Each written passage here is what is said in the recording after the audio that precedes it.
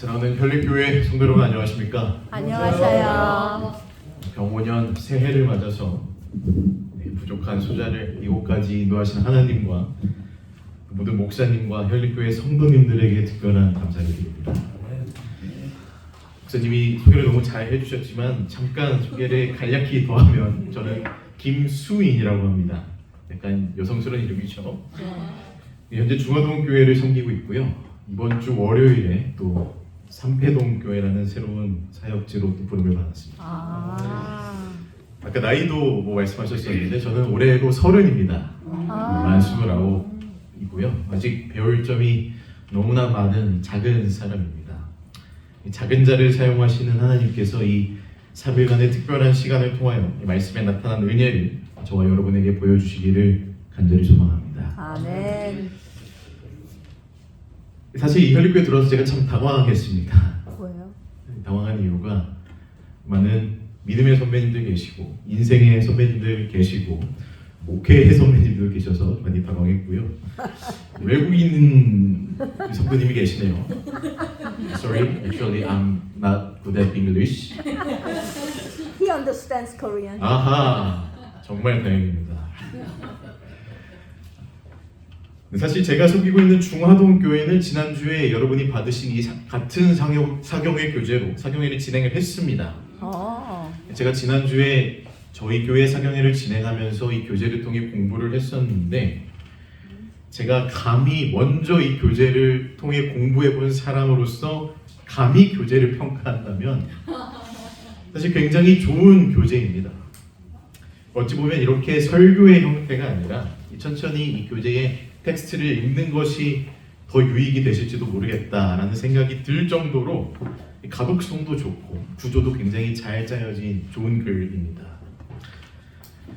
아무래도 저에게는 시간이 한정되어 있고 저 또한 너무 능력 없는 사람이기에 부디 성도 여러분께서 이 귀한 기간 동안 이 교재를 천천히 읽어보시기를 권해드립니다.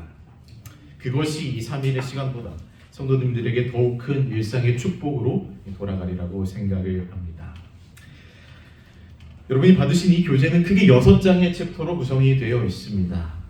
남은 무리는 누구인가? 남은 무리의 정체성, 남은 무리 가운데 남은 무리, 여자의 씨 가운데 남은 무리, 남은 무리 가운데 남은 무리, 두 번째 예수만 남긴 남은 무리. 이 3장과 5장의 제목은 같은데요. 이것이 영어 원문을 해석하다 보니 같은 제목을 사용하게 되었습니다.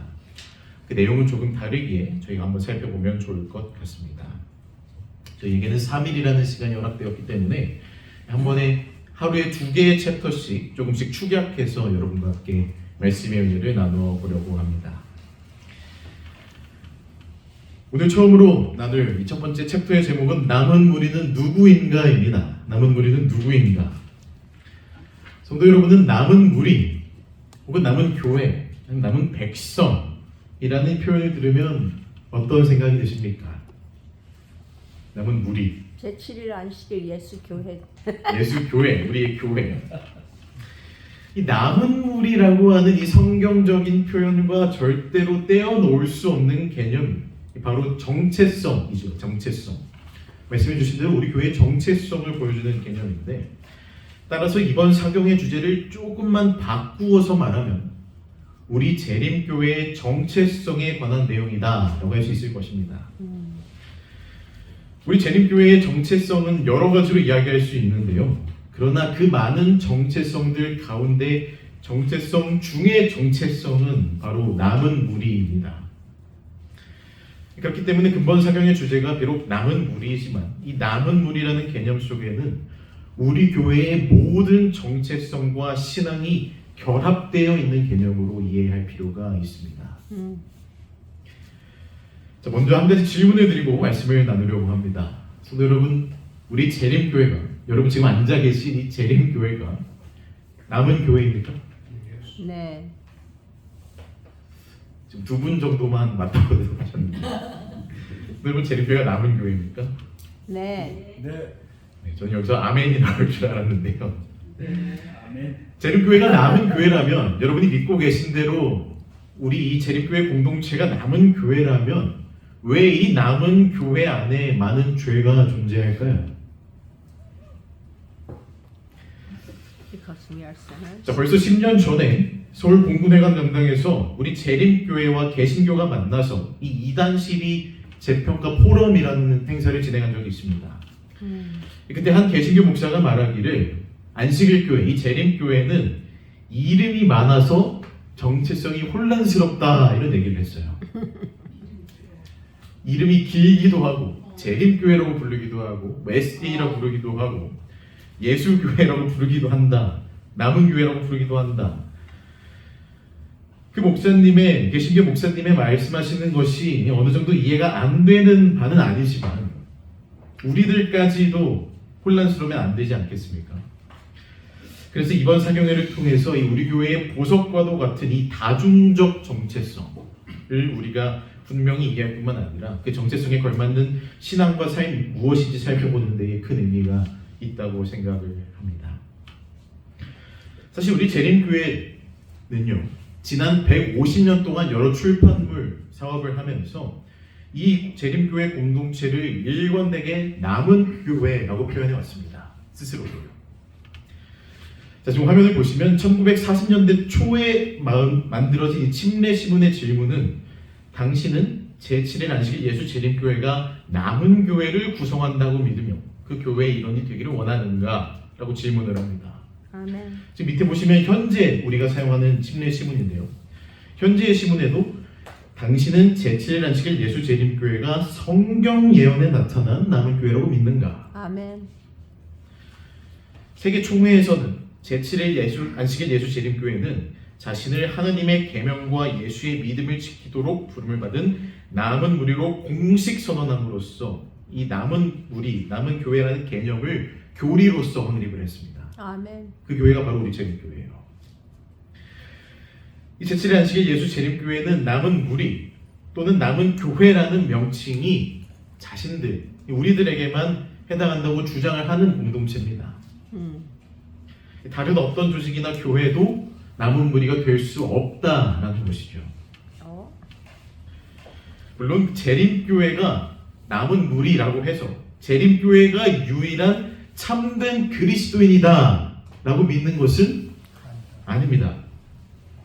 단지 이 재림교회야말로 마지막 때에 이 세상의 현대의 진리를 전할 특별한 사명을 가진 유일한 교회이며 그런 의미에서 재림교회는 남은 교회라고 생각한다는 것입니다. 하지만 여러분, 어떤 집단이, 어떤 공동체가 스스로에 대해서 무언가를 선언한다고 해서 그것이 곧 사실이 되는 걸까요? 아니요. 그것은 아니죠. 다시 말해서 재림교회가 스스로 선언하는 남은 무리가 되기 위해서는 실제로 남은 무리로서 예언의 백성답게 행동해야만 하는 것입니다. 아멘. 그렇다면 과연 재림교회는 남은 무리로서 합당한 모습을 보이고 있는지, 과연 우리는 남은 무리, 남은 교회인지, 여전히 죄가 많고 이 라오디게아 교회의 모습이 만연해 있는 오늘날의 재림교회가 남은 교회인지, 라오디게아 교회인과 동시에 남은 교회가 될 수 있는지, 이 두 가지 정체성을 동시에 가질 수 있는지를 우리가 이 사경의 교제를 통해서 연구해 보려고 합니다. 자, 재림교회가 과연 남은 교회인가? 라는 질문에 답을 하기 전에 우리는 먼저 이 남은 교회, 남은 무리라는 대한 그 성경적 개념을 먼저 정립해야 할 것입니다. 여러분이 받으신 이 사경의 교재는 창세기부터 계시록에 이르기까지 성경 전체에 나타난 남은 무리의 개념을 정리를 하는데요. 시대적으로 보면 노아 시대부터 시작해서 이 종교 개혁을 지난 재림교회 탄생에 이르기까지 모든 역사를 통시적으로 조명합니다. 오늘 첫째 날은 노아부터 요셉에 이르기까지 이 성경의 초반, 이 창세기에 나타난 남은 무리의 개념을 살펴보려고 합니다. 먼저 창세기 6장 18절의 말씀을 제가 읽어드립니다. 그러나 너와는 내가 내 언약을 세우리니 너는 내 아들들과 내 아내와 내 며느리들과 함께 그 방주로 들어가고. 자, 창세기 6장 18절의 말씀은 그러나로 시작합니다. 그러나 너와는 내가 내 언약을 세우리니. 자, 지금 하나님께서 이 노아라는 사람과 언약을 세우시게 된 배경을 여러분 모두 알고 계시죠? 창세기 6장의 기록을 읽어보시면요, 이 노아와 그의 가족들을 먼저 소개합니다. 본문은 11절부터 17절까지 가족 소개 이후에 세상에 존재하는 악에 대해서 나열을 해요. 세상에 이런 악들이 만연해 있다. 어떻게 표현하냐면 11절의 말씀에는 온 땅이 하나님 앞에 부패하여 포악함이 땅에 가득하였다. 성경은 말합니다. 그 결과로 하나님께서 홍수를 땅에 일으키시는 것이죠. 홍수를 땅에 일으켜서 생명의 기운이 있는 모든 육체를 멸절하리니 땅에 있는 것들이 다 죽으리라. 다 죽으리라 라고 하신 말씀이 17절입니다. 그 17절 다음에 내용이 반전되면서 그러나라는 표현이 등장합니다. 다 죽으리라. 그러나 세상의 모든 존재가 악하고 포악하여 하나님께서 온 천하를 멸절하는 심판을 행하실 것이지만 그러나 너와는 내가 내 언약을 세우겠다고 말씀하시는 것입니다. 뿐만 아니라 창세기 6장 7절에서요, 이 홍수 때에 보여주신 모습과 비슷한 모습을 보여주시죠. 사람을 창조하신 것을 한탄하시면서 세상에서 쓸어버리겠다 말씀하신 후에 8절은 그러나 노아는 여호와께 은혜를 입었더라. 아멘.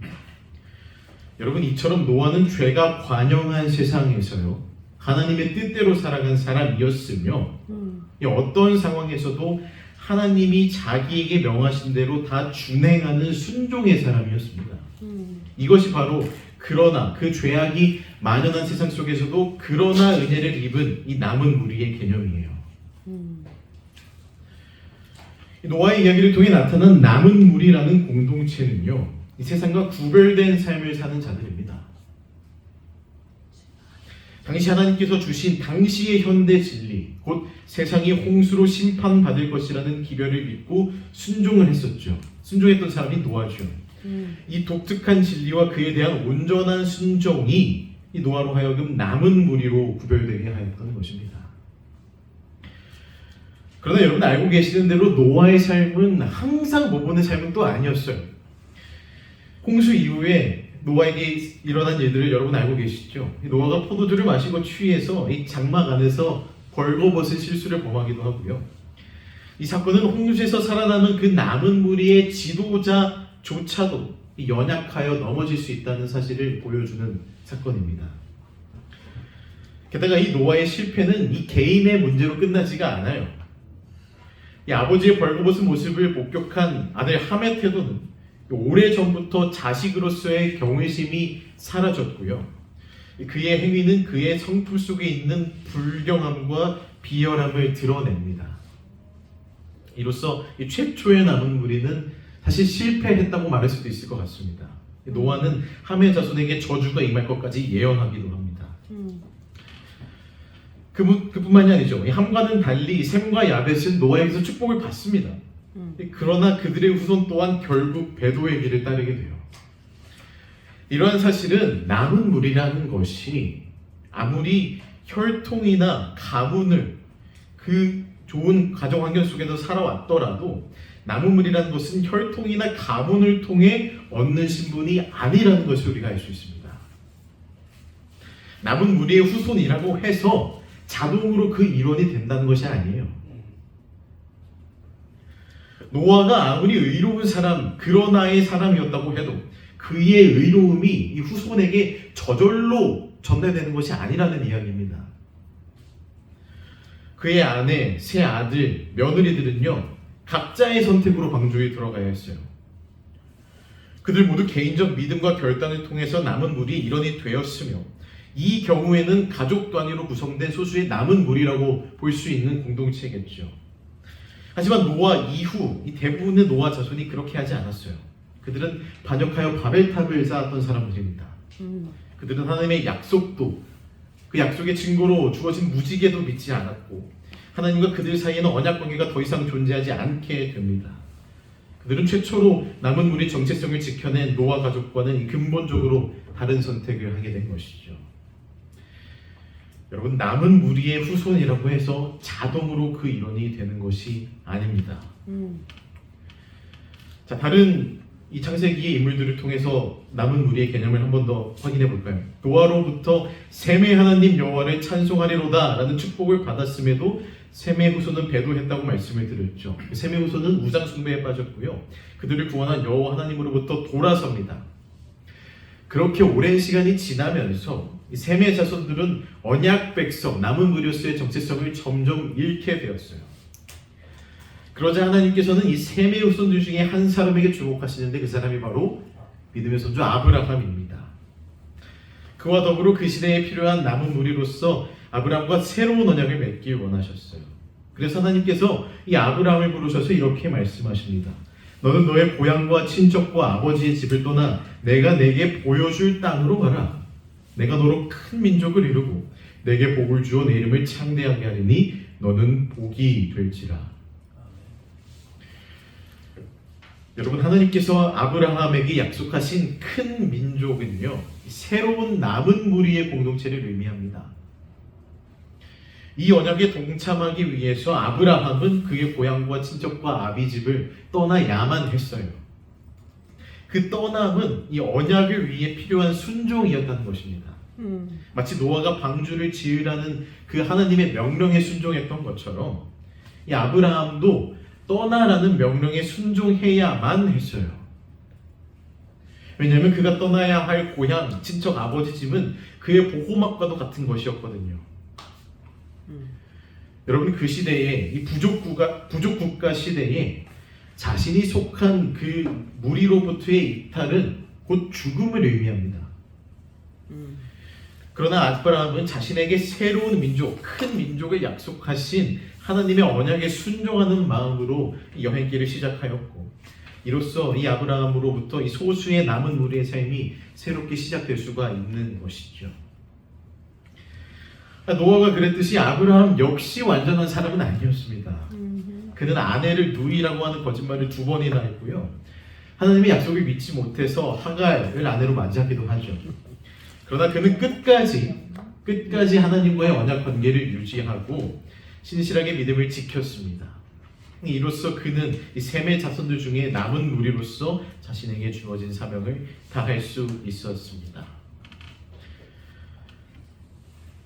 여러분의 교재를 보시면 이 구약의 구조들을 계속 언급하는데 책에서는 이삭에 대해서도 이야기하지만 잘 읽어보시고 저는 야곱으로 바로 넘어가겠습니다. 시간이 한정되기 때문에.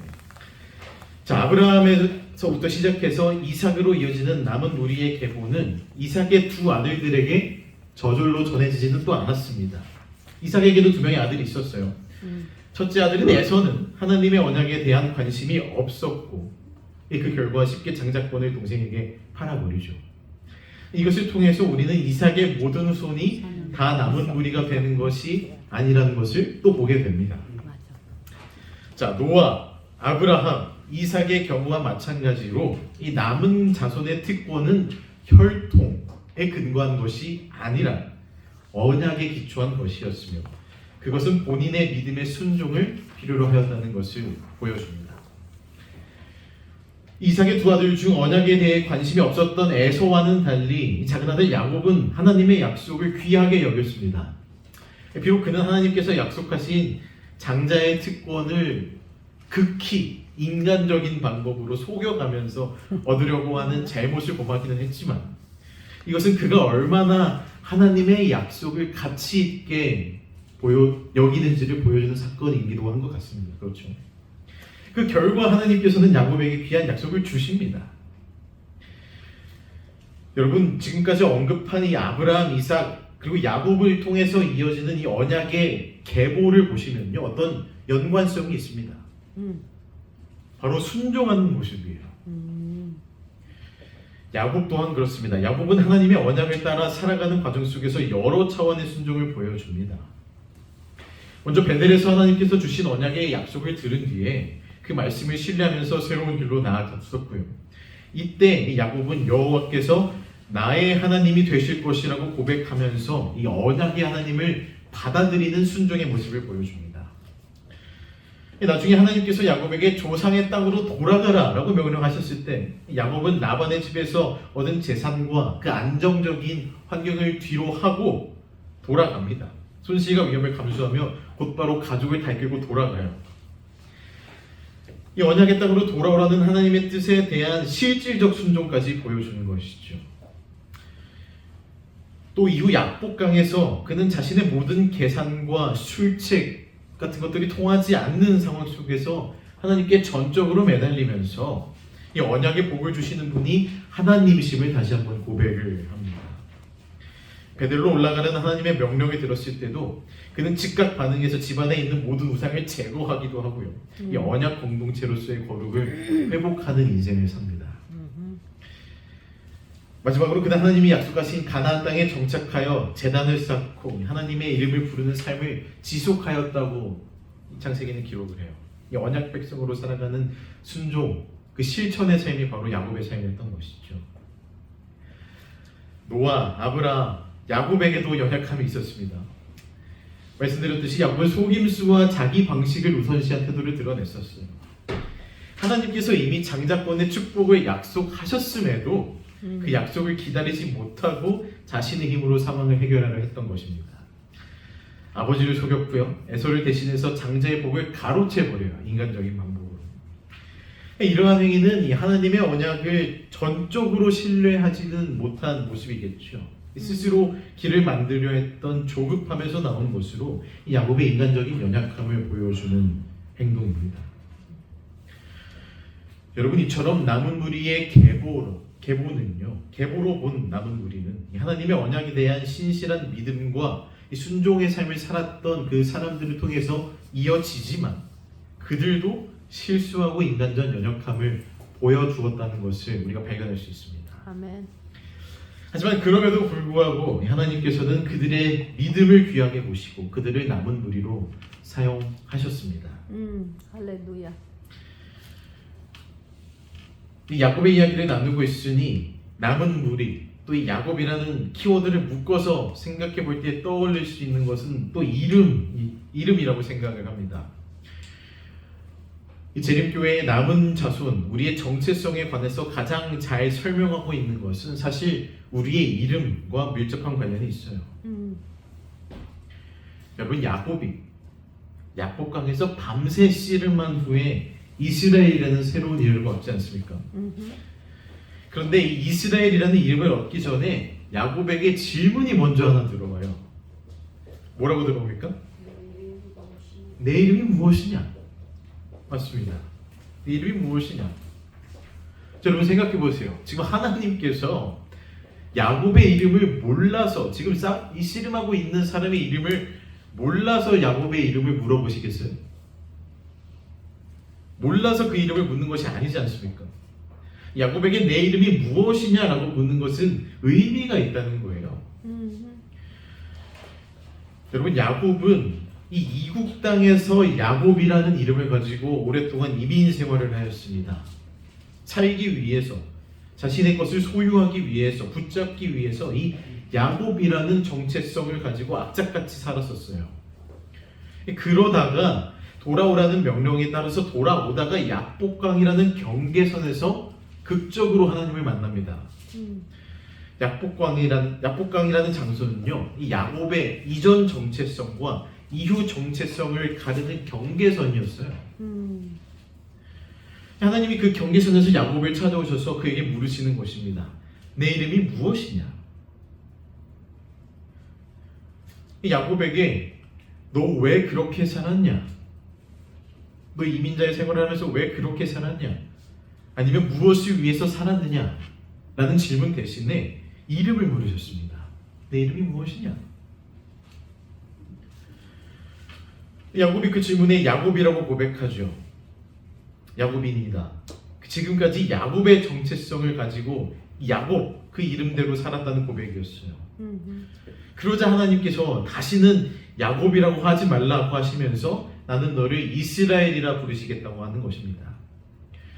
여러분, 이 장면에서 하나님께서 새로운 이름을 허락하신 것은요, 야곱 자신이 본래 누구인지를 깨우쳐주고 계시는 거예요. 다시 말해서 야곱의 정체성을 일깨워 주시는 것입니다. 너는 본래 내 조생 아브라함이 속한 하나님 나라의 후손이라는 것을 깨우쳐 주신 것입니다. 한마디로 나는 너의 하나님이다라는 것을 상기시켜 주시는 거예요. 그래서 창세기를 보시면요, 하나님이 자신을 소개하실 때 아브라함의 하나님, 이삭의 하나님이라는 표현은 나오는데 야곱의 하나님이라는 표현은 잘 나오지 않습니다. 하지만 이 사건 이후에 하나님께서는 모세에게 이 사건 이후에 아브라함, 이삭, 야곱의 하나님이라고 소개를 하세요. 여러분 아시다시피 야곱이라는 이름 대신에 주신 이스라엘이라는 이름은 하나님과 겨루어 이겼다라는 뜻이죠. 근데 여러분 사실 이 이름을 곰곰이 생각해 보면 누가 하나님과 겨루어 이길 수가 있겠어요? 그렇죠. 누가 하나님과 겨루어 이길 수가 있겠어요? Nobody. 하지만 이 이야기에서 보여주듯이 사람이 하나님을 이길 수 있는 방법이 있습니다. 무엇이에요? 기도. 하나님께서 져주시면 돼요. 그거 말하면 야곱이 본래 하나님의 아들이라는 말이거나 하나님께서 야곱의 아버지가 되고 싶으셨다. 아들에게 져줄 수밖에 없는 아버지가 되고 싶으셨다라고 우리가 이해할 수 있는 것입니다. 하나님께서 야곱의 이름을 바꾸어 주시면서 정체성을 바로 잡아 주시는 거예요. 너는 내 아들이다. 여러분 마찬가지입니다. 화인 여사가요, 우리 교회 재림교회 이름에 대하여 받은 계시를 이렇게 서술을 합니다. 중간부터 읽어드리면 이 명칭의 의미가 우리 교회 명칭의 의미가 깊은 것을 깨닫게 되었으며 이 명칭을 채택함에 있어서 우리는 하늘에서 주신 빛을 따르게 된 것이다. 많은 사람들이 제7일 안식일 예수 재림교인들의 신앙과 주일 중 첫날을 지키는 자들의 신앙 사이에 가급적 두드러지게 나타나는 차이점을 없애기 위하여 모든 수단을 강구할 것이라는 말씀을 들었다. 여러분 이 마지막 때에 있을 재림교회의 심각한 문제는 경계선이 불분명한 정체성이라는 것입니다. 이 재림교회의 특색이 가장 잘 분명하게 드러내야 할 판국에 반대로 갈 것이라는 예언이에요. 비록 우리는 마지막 때의 예언을 성취하는 교회이지만 이런 예언을 성취하는 교회가 되어서는 안 되겠죠. 그러기 위해서는 무엇보다도 우리 재림교회의 정체성을 우선 분명히 알 필요가 있다는 것입니다. 아멘. 선지자가 이 글에서 지적하고 있는 것처럼 우리 교회의 명칭은 하늘에서 주신 빛을 따라 채택하는 것이므로 우리 교회의 정체성은 우리 교회의 명칭에 담겨 있다고 말할 수 있는 것입니다.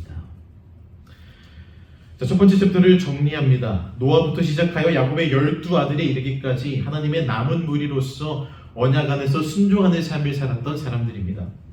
이들은 그들로 하여금 하나님의 남은 무리의 신분을 유지하게 하였어요. 여러분 지금까지 남은 무리로 살았던 이 사람들이 다른 민족들에 비해서 크거나 강력한 민족이 아니었습니다. 오히려 고대 근동 세계에서는 소규모 집단에 불과한 공동체였어요.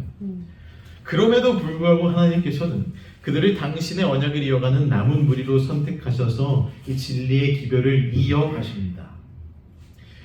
그들의 인간적인 연약함들을 보셨죠. 그들은 흔들리기도 했고 넘어지기도 했지만 그럼에도 불구하고 자신의 죄를 회개하고 하나님께 돌아오는 모습을 보여줍니다.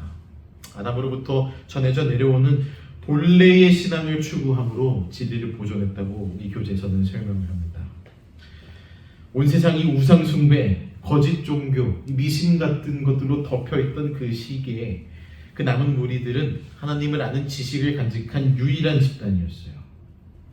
그런 의미에서 이스라엘은 열방 가운데 남은 무리였으며 참 하나님도 그분의 가르침도 그분과의 관계도 이 알지 못하던 세상 속에 남겨진 유일한 공동체였습니다. 시간이 생각보다 빠르게 가기 때문에 바로 두 번째 챕터로 넘어가겠습니다. 남은 무리의 정체성입니다. 이 교재로서는 8장부터 10장까지 해당하는 내용일 것입니다. 42페이지부터 있는 내용입니다. 자, 이스라엘이 열방 가운데 남은 무리로서의 정체성을 가장 분명하게 드러낸 순간은요, 언제냐면 그들의 신앙이 이 주변의 이방 종교들과 대조될 때였어요. 자, 아브라함을 시작으로 이스라엘 민족의 역사, 이어지는 역사를 살펴보시면 그들의 신앙은 언제나 주변 국가들의 신앙과 대조를 이룹니다. 그 속에서 많은 갈등을 겪어왔죠. 이스라엘의 신앙과 이방 종교의 가장 큰 차이점은 무엇이냐면 바로 유일신 개념이에요. 고대 근동의 각 국가들은 이 부족을 지키는 주신이 있었는데 그 주신 외에도 수많은 신들이 있었습니다. 말 그대로 다신교죠. 이 각 신들은 각 자신의 영역 안에서 각자의 역할들을 여러 신들이 한다고 믿었던 것입니다. 그러니까 어떤 나라와 나라의 싸움은 곧 그들이 섬기는 신들의 전쟁이었어요. 신의 전쟁이 아닌 신들의 전쟁. 이처럼 다신교 신앙이 일반화되어 있는 이 고대 근동 세계에서 이 유일하신 하나님을 믿는 이 이스라엘은 너무도 낯설고 혁명적인 선언을 하는 것입니다. 여러분, 이스라엘이 단순히 다신교, 우상 숭배 같은 것들을 거부했기 때문에 남은 무리였던 것은 아닙니다. 그들의 독특함은 인류 초기까지 거슬러 올라가는 빛, 곧 이방 민족은 전혀 갖고 있지 않거나 심각하게 왜곡해버린 본래의 진리를 소유하고 있다는 데에 있습니다. 우리의 교재는 그 진리를 9가지로 정리하고 있는데요. 한번 살펴보시죠. 자, 이스라엘을 통해 보존된 첫 번째 진리는 안식일이었습니다. 안식일은 태초 때부터 하나님께서 천지를 창조하신 기념일로 제정하신 인류 역사 최초의 예배일입니다. 하지만 안식일은 점차 창조주의 신앙이 흐려지면서 사람들에게 잊혀져 갔으며 그 의미와 정신마저 사라져버렸던 것입니다. 이것은 단순히 안식일이라는 7번째 날을 잊었다는 뜻이 아니에요. 창조주에 대한 신앙이 점차 사라졌다는 뜻이며 그 결과로 창조주가 아닌 피조물을 섬기는 신앙으로 사람들이 돌아섰다는 것입니다. 남은 무리를 통해 보존된 두 번째 진리는 십계명입니다. 십계명이 처음으로 성문화된 것은 출애굽기에 나타나지만 사실 그 내용들은 이미 남은 무리들이 알고 있었어요. 자, 예를 들어서 가인이 아벨을 죽인 것은 분명한 죄라는 것을 알았습니다. 그래서 가인은 숨죠. 속이죠. 하나님을 속이기도 하죠. 아니, 아브라함이 거짓말을 하는 것은 죄라는 것을 알고 있었습니다. 아브라함 본인 또한. 요셉이 보디발의 아내와 간음을 하는 건 역시 하나님이 보시기에 죄라는 사실을 요셉은 알고 있었어요. 다 십계명에 해당하는 내용 아닙니까? 이처럼 십계명은 모세를 통해서 이스라엘 백성들에게 주어지기 전부터 이미 하나님의 백성들이 그 내용을 알고 있었으며 이 남은 무리들을 통해 보존되어 왔다는 것이죠. 이 남은 무리는 타락과 우상 숭배가 가득한 시대 속에서도 그 도덕적 진리를 잊지 않고 순종했으며 하나님은 그들을 통해 참된 윤리의 표준과 언약 백성의 정체성을 보존하신 것입니다. 세 번째로 보존된 진리는 창조라고 교재는 설명을 합니다. 이스라엘은 주변 민족과 전혀 다른 방식으로 세상의 기원을 이해했었습니다. 이 고대 근동의 여러 창조 서사들을 보시면 예를 교재에서는 바벨론의 창조 설화인 에누마 엘리시에 대해서 기록을 하는데 이 에누마 엘리시를 간단하게 말하면 신들 사이에서 벌어진 갈등과 전쟁 때문에 세계가 형성되었다는 이야기예요. 신들이 전쟁하면서 세상이 만들어졌다. 이처럼 세상은 신들의 다툼의 산물이며 인간은 신들이 노동을 대신하게 하기 위해서 만든 종이다. 이런 설화가 있습니다. 이러한 이야기는 당시의 제국적 질서, 쉽게 말해서 강한 자가 약한 자를 지배하는 사회 구조를 정당화하는 것이죠. 이 종교가 그것을 정당화하는 겁니다. 그러나 이스라엘은 완전히 다른 이야기를 들고 있죠. 창세기는 하나님께서, 유일하신 하나님께서 전쟁 때문이 아니라 의도적이고 질서 있게 창조하셨다고 말하지 않습니까? 게다가 인간은 신들의 종이라기보다는 인간 역시 하나님의 형상대로 창조된 걸작품이에요. 하나님의 청지기로서 온 만물을 다스리고 보살피는 역할을 맡은 존재이다. 설명하는 책이 창세기입니다. 이처럼 창조는 단순한 이 인류의 가장 첫 번째 기원의 이야기가 아니라요. 세계와 인간과 역사를 바라보는 근본적인 틀을 제시하는 거예요. 이 당시 고대 근동의 세계관 가운데서도 유일하게 진리를 보존하고 있던 이 나무물이 독자적인 가르침인 것입니다. 이스라엘 백성들이 보존한 또 다른 진리는 바로 성소였습니다. 이스라엘은 하나님께서 친히 제정하신 성소와 그 성소를 통해 전달된 독특한 기별을 받았죠. 여러분, 이방 민족, 그 다신교를 믿고 있던 그 민족들도 역시 신전과 성소를 가지고 있었습니다. 그러나 그곳에서 행해진 정말 입에 담기도 힘든 매춘, 인신 제사 같은 것들은 이스라엘의 성소와는 완전히 다른 것이었어요. 히브리인의 제사는 동물 희생 중심으로 이루어졌으며 그 성경적 기원은 이 아담과 하와까지 거슬러 올라갑니다. 시내산 언역으로 이 광야에 이 모세와 백성들이 통해서 성막이 세워지기 전까지 참 하나님을 예배하던 그 히브리 백성들은 제단을 먼저 쌓고 그 위에 번제를 드립니다. 이 번제는 나중에 히브리인의 성소에서 드려진 제사의 기초가 되죠. 비록 제사의 형태는 시대가 지나면서 더 정교해지고 더 교육적인 방식으로 발전하지만 그 안에 포함된 진리는요, 에덴 동산 밖에서 드려졌던 최초의 희생 제사와 다르지 않습니다. 같은 진리예요. 이처럼 성소는 어떤 단순한 예배의 공간이 아니라 구원의 중심 진리를 보존하는 하나님의 방식입니다. 피 흘림이 있어야 구원이 있다. 남은 물리는 이 성소의 기별을 통해 나타난 복음을 보존하고 증언하는 역할을 한 것입니다. 보존된 진리 중 5번째는 죽음입니다. 고대 사회 전반에서 이 죽음, 사람의 죽음은 신비와 두려움이 뒤섞인 영역이었어요. 많은 민족들이 죽음에 대해서 어떻게 생각했냐면, 사람이 죽게 되면 영혼이 다른 세계로 옮겨가서 계속 존재한다고 믿습니다. 이러한 믿음은 복잡한 장래의식, 이 조상 숭배, 이 영혼 불멸 사상을 기반으로 한 이 종교적인 전통을 형성합니다. 이 사후세계가 있다고 믿는 것이죠. 그러나 그 안에서도 이스라엘 백성들은 하나님의 남은 무리로서 죽음에 대해 전혀 다른 이해를 간직을 합니다. 그들은 사람이 죽으면 의식과 생각이라는 것이 지속되는 것이 아니라 흙으로 돌아간다. 그날에 그의 생각이 소멸한다는 것을 받아들였고, 성경에서 이야기한 대로 죽음을 곧 잠으로 받아들였습니다. 이러한 죽음과는 이 신비적 추측이나 인간 중심적 사상에서 비롯된 것이 아니라 하나님께서 이 생명의 존재와 본질을 어떻게 규정하셨는지에 대한 믿음에서 나오는 것이죠. 하나님이 죽음을 그렇게 규정하시니까요. 그래서 이스라엘 백성들은 죽음은 두려움의 영역이 아니라 하나님의 시간 속에서 잠시 쉬는, 잠시 자는 상태였고, 이 남은 무리는 이 성경적 죽음관을 통해 생명과 구원, 그리고 부활의 소망까지 왜곡되지 않은 모습으로 보존하고 전할 수 있었던 것입니다. 아멘. 이스라엘이 가져갔던 진리 6번째, 건강기별이라고 기록합니다. 에덴에서 주어진 최초의 식단은 채식이었죠.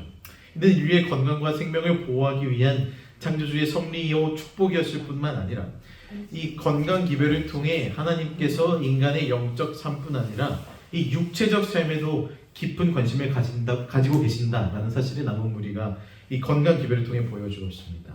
이 창조 질서를 존중하는 삶이 하나님과의 조화로운 관계로 이어진다는 것입니다.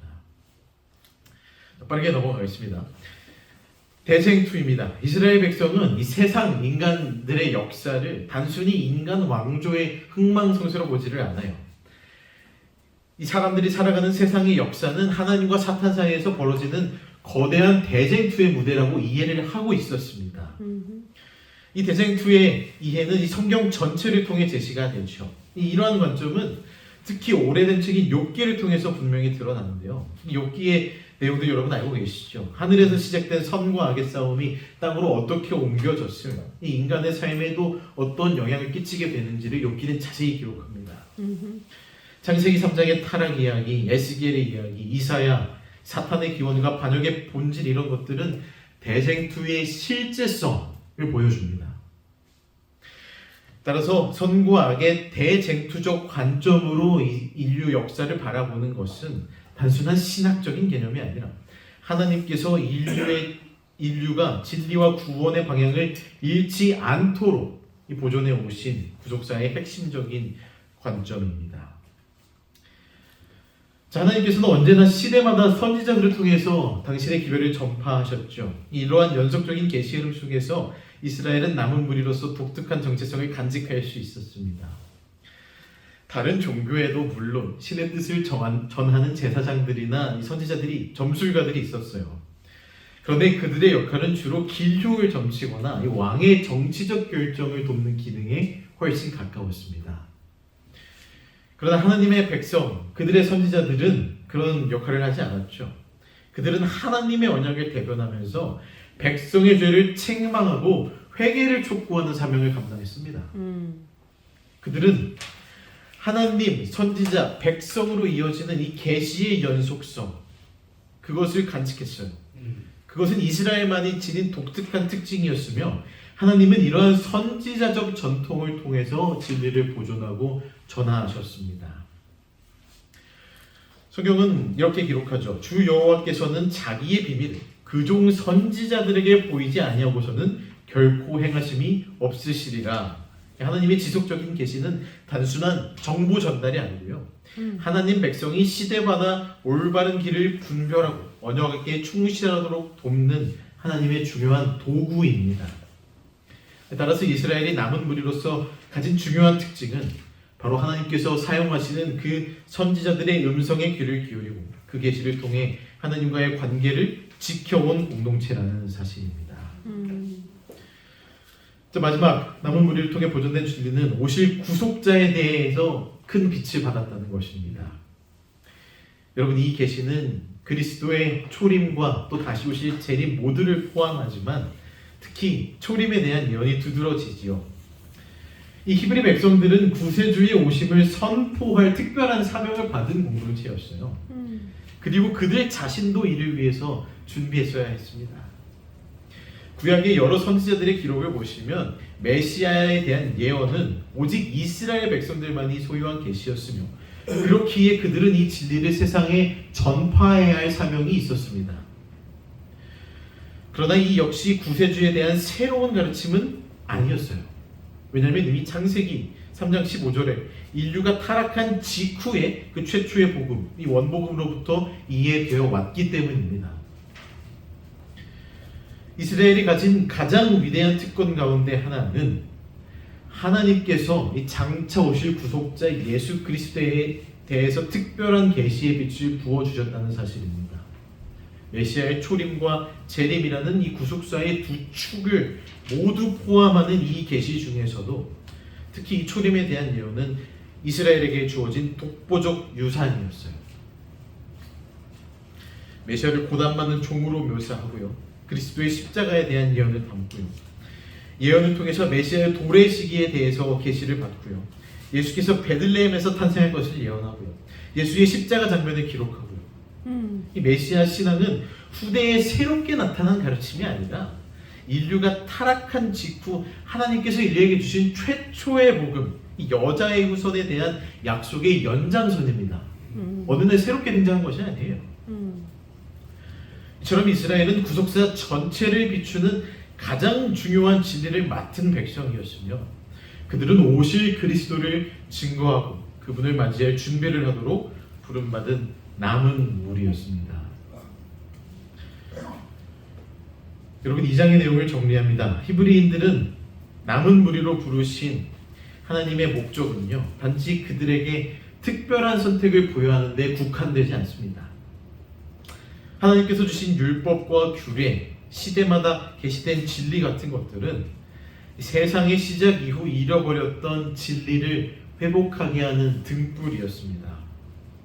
이를 붙잡고 순종하는 백성에게만 머무르지 않고 이것을 온 세상에 전해야 할 책임을 부여하셨어요. 그러나 구약의 역사는 그 부르심과 진리의 빛에도 불구하고 이스라엘은 반복적인 패턴을 보여줍니다.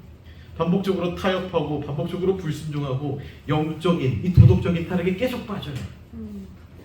첫 번째 성전 시대 동안 이스라엘은 이방 민족과의 타협으로 영적으로 무너지고 멸망을 향해 나아갑니다. 선지자들을 보내셨지만 선지자들이 주변 문화와 영적으로 가늠하고 있다고 거듭 경고했지만 그럼에도 불구하고 히브리인들은 여전히 자신들이 진리를 소유하고 있으며 하나님의 특별한 선택을 받은 남은 무리라고 생각을 합니다. 그래서 우린 이런 존재다. 언제나 하나님의 유일하고 충성된 백성으로 남을 것이라는 자기기만적 확신에 빠져 있었다는 거예요. 타협과 동화는 결국 이스라엘에게 의의 심판에 대한 왜곡된 개념까지 불러옵니다. 정말 안타깝게도 많은 이들이 자신이 어떤 행동을 하든 하나님께서 받아주실 것이라 믿었고 자신에게는 심판이 결코 닥치지 않을 것이라 확신했던 것입니다. 당연히 영적 타락은 도덕적 윤리적 타락으로 이어지죠. 이스라엘 민족의 가장 심각한 문제 중 하나는 부패했고 우유부단했으며 타협적인 지도자였습니다. 아합과 이세벨, 므낫세, 시드기야 이처럼 회개하지 않는 여러 불성실한 지도자들이 잇따라 등장하면서 이 이스라엘 민족은 위기에서 위기로 내몰리고 이 나라 전체가 무너지게 되는 역사를 맞이합니다. 하나님의 말씀에서 벗어난 결과 이스라엘은 북방 이스라엘, 남방 유다로 분열되고요. 이 같은 민족이 서로 전쟁을 벌이는 참 안타까운 역사를 반복하면서 살아갑니다. 그럼에도 불구하고 이 모든 역사적 실패 그리고 심판 속에서도 하나님께서 주신 남은 무리로서의 정체성, 곧 세상과 다른 독특한 진리의 빛을 보존하고 전하는 사명은 사라지지 않습니다. 아멘. 이스라엘의 역사는 오히려 이런 인간의 불성실과 타락에도 불구하고 하나님께서 이 남은 무리를 통해 진리를 보존하고 계시를 이어가신다는 사실을 분명히 드러내면서 진리의 빛을 받은 백성으로서의 책임과 특권을 선명하게 보여줍니다. 여러분, 한 이야기를 드리고 오늘의 말씀을 마무리하려고 합니다. 한국 기독교의 그 초기 역사를 보시면은 검정개 사건이라는 이야기가 나옵니다. 이 어떤 이야기냐면 1896년경에 이 강화도에 기독교 복음이 들어온 적이 있어요. 그 마을에 있던 당시에는 서당이죠. 서당의 훈장님이 먼저 이 기독교 복음을 받아들이고 그 서당을 예배당으로 삼아서 이 강화도를 교화하기 시작합니다. 그리고 그 마을 사람들이 이 성경 진리가 아니라 그냥 먼저 복음을 받아들인 이 훈장님 말씀을 따라서 예수님을 믿기 시작해요. 1년 만에 80여 명이 신자가 되었습니다. 자, 처음 믿은 사람이 7명이었는데 이들이 예수를 믿고 나서 가장 처음으로 한 일, 서당님을 따라서 그 교회가 된 서당에 가서 가장 먼저 한 일이 무엇인지 아십니까? 몰라요. 흥미롭게도 그들의 이름을 바꾸는 일이었어요. 뭐라고 이야기하냐면 우리가 예수 믿고 교인이 된 것은 옛사람이 죽고 새 사람이 되었음을 의미한다. 새로 태어난 아기에게 이름을 지어주듯이 거듭난 우리가 새 이름을 갖는 것은 당연하다고 하면서 우리가 비록 다 집안이 다르고 부모가 다르지만 한날 한시에 세례를 받아서 한 형제가 되었고 우리가 이 마을에서 처음 믿었으니 모두 한 일자를 돌림자로 하여 이름을 바꾸자라고 하는 것입니다. 감리교회였는데 참으로 독특한 결정이죠. 어머. 그래서 어떻게 했냐면 이 사람의 성이라는 것은 이 조상에게 물려받은 것이 바꿀 수는 없고 마지막 자는 한 일자로 통일하자 이렇게 결정을 해요. 그리고 가운데 자만 우리가 새로 정하자 한 것입니다. 그래서 이 강화도의 그 사람들이 어떤 단어들을 선택하냐면 성경을 잘 모르지만 성경을 읽어보니까 약간 이 단어는 중요한 단어 같다라는 단어들을 이렇게 선별해서 골라서 제비를 뽑도록 했습니다. 믿을 신, 사랑해, 사랑애, 능력 있는 은혜해 뭐 이런 한 글자들이 여러 개 모아서 제비 뽑기를 했어요. 제비 뽑기를 해서 기도한 후에 한 사람씩 종이를 꺼내고 뭐 능자가 뽑히면 능일, 신자가 뽑히면 신일, 인자가 뽑히면 인일 이렇게 이름을 바꾸는 것입니다. 이렇게 복음이 전파되면서 계명, 이름을 바꾸는 현상이 빠르게 강화 전 지역으로 확산되었습니다. 여러분, 이 권신일이라는 이름을 기억해 두십시오. 이 강화도 북쪽 교동섬에서는 이 신자 돌림 교인들을 발견하게 되는데, 이 신자 돌림이 그곳에 있던 이유는 교동에 처음 복음을 전해준 아까 이 권신일 성도, 이 권신일의 이름의 가운데 자리를 빌린 것입니다. 이 권신일이라는 사람이 그곳에 교동에 처음 복음을 전했기 때문에, 이렇게 돼서 강화 교인들은 일자 혹은 신자 돌림으로 계명함으로 자신들의 변화된 삶과 신앙을 공개적으로 당당하게 밝혔습니다. 놀라운 일은 이런 당당한 신앙은 단지 이름을 바꾸는 데만 그치지 않고 족보까지도 새 이름으로 바꿨다는 거예요. 이런 현상이 일어나니까 복잡한 문제가 생기게 됩니다. 같은 집안의 아버지와 아들, 삼촌과 조카가 같은 날 세례를 받았대요. 하지만 예외는 없었습니다. 이들도 세례를 받으면서 같은 돌림자로 이름을 바꿨답니다. 그 결과 이 부자가 이 숙제간에 같은 돌림자를 쓰는 가족까지 생기게 된 것이죠. 여러분, 당시에 믿지 않는 사람들이 볼 때에는 이건 정말 이해할 수 없는 현상입니다. 잘 아시는 대로 돌림자는요, 이 친족 간의 촌수, 학렬을 알려주는 거잖아요. 그러니까 윗대의 돌림자를 아랫대에서 쓸 수가 없는 거죠. 그런데 그 질서가, 그 전통이 지금 교회에서 깨진 거예요. 그러나 이 부분에 대한 교인들의 의식은 굉장히 분명했습니다. 우리는 세속적으로는 부자간, 숙제간이라 할지라도 신앙적으로는 하나님의 다 같은 자녀일 뿐이다. 우리는 육적인 질서를 쫓기보단 영적 질서를 쫓기로 했다. 이렇게 이 기독교를 받아들인 강화 교인들을 보고 이 믿지 않는 사람들이 손가락질하는 것입니다. 뭐라고 손가락질하면은 아까 서두에 말씀드렸던 저런 검정개 같은 사람들. 왜 검정개라고 손가락질했냐면, 검다라는 것은 이 실용성을 중시한 그 받아들인 교인들이 흰옷을 벗고 검게 물들인 옷을 입고 다녔대요.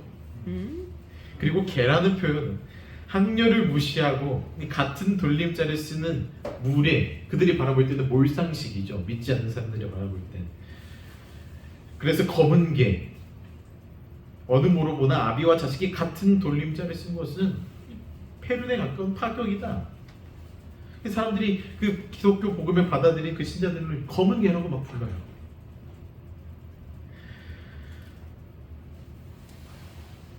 사람들의 시선에서 폐륜처럼 보이는 그 검정개 사건은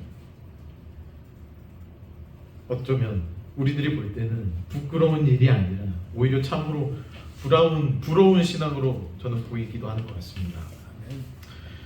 선교의 전초기지로 이 사도행전의 안디옥 교회와 같은 역할을 감당했던 것처럼 보여요. 당시 인구가 7만 정도 안 됐던 그 강화도에 이 최초의 서당교회, 홍의교회와 같은 이 감리교회가 130여 곳이 세워지기 시작했답니다. 당시 초대교회 신앙 그 열정을 가히 짐작해야 하는 사건이죠. 여러분, 오늘날 세상이 기독교 신앙을 간직한 흔히 말하는 그리스도인들을 조롱하는 이유가 무엇일까요? 오늘날은 그리스도인들이 그리스도인답게 살지 않기 때문에 조롱을 당하는 것이 아니라, 그리스도인답게 살기 때문에 조롱을 당하는 것이 아니라, 죄송합니다. 그리스도인답게 살지 않기 때문에 욕을 먹는 것 아니겠어요? 맞아요. 오늘날 세상이 우리를 조롱하는 이유가 달라졌습니다. 검정개라고 불리던 때와 세상이 달라졌어요. 세상 문화나 정신을 따라가지 않기 때문에 손가락질을 당하는 것이 아니라 세상 사람들하고 너무나 똑같이 살고 있기 때문에 우리는 야유를 받습니다. 너희가 우리와 다른 게 무엇이냐? 사람들이 비웃어요. 여러분, 남은 무리인 우리들은 어떻습니까? 남은 무리인 재림교회는 어떻습니까? 부끄러운 재림 성도로 사느니, 세상과 똑같은 재림 성도로 사느니 차라리 오직 주인에게만 충성을 다하는 한 마리의 검정개로 불리는 것이 더 자랑스럽지 않겠습니까? 아무쪼록 부끄러운 남은 우리가 되는 것이 아니라 우리의 주인 되시는 하나님을 우리의 유일한 주인으로 삼는 남은 자손으로 살 수 있는 저와 여러분이 되시기를 간절히 축원합니다. 아멘. 하나님이 우리를 남은 무리로 삼으셨습니다. 하나님의 남은 무리의 사명을 넉넉히 감당할 수 있는 저와 여러분이 되기를 간절히 소망하며 말씀을 드립니다. 아멘.